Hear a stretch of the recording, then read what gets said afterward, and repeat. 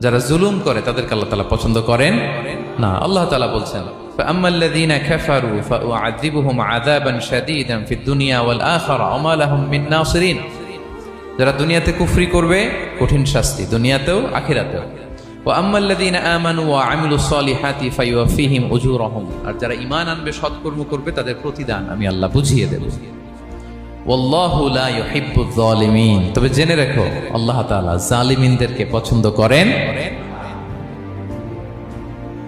তাহলে 2 নম্বরে পাওয়া গেল কাদেরকে পছন্দ করে না। আপনি যদি কারো প্রতি জুলুম করেন তাহলে আপনি জালেম, সে হচ্ছে মজলুম। সে কি মজলুম।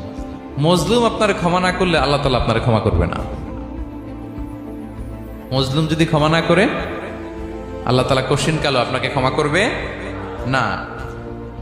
এজন্য জুলুম যেন আমরা কখনো না করি প্রিয় ভাইরা। জুলুম শুধু আল্লাহ তাআলা আমাদের উপরই হারাম করেনি, আল্লাহ নিজের উপর হারাম করছে। জুলুম শুধু আমাদের জন্যই হারাম না, আল্লাহর জন্য হারাম। আল্লাহ তাআলা বলেন হাদিসে কুদসিতে, ইয়া ইবাদি, হে আমার বান্দারা, ইন্নী হারামতু যুলমা আলা নাফসি, আমি জুলুমকে আমি আল্লাহ নিজের উপরে হারাম করেছি।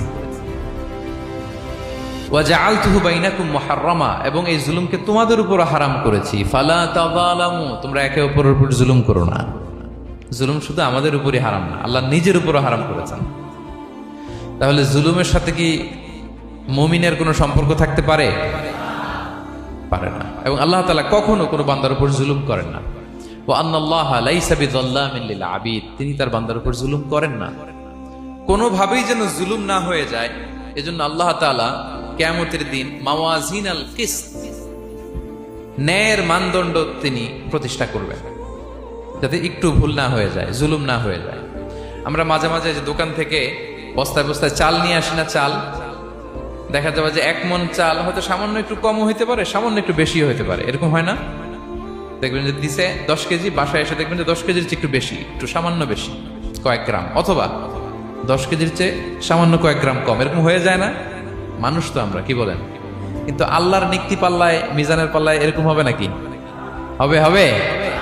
আল্লাহ বলে না, মাওয়াজিনাল কিসত, ন্যায়ের মানদণ্ড সেটা। ফামাইয়া আমাল মিসকালা যাররাতিন খায়রান ইয়ারা, যাররা পরিমাণ ভালো করেছো তো সেটাও ওজন দেয়া যায় ওই পাল্লায়। সুবহানাল্লাহ পড়বেন না?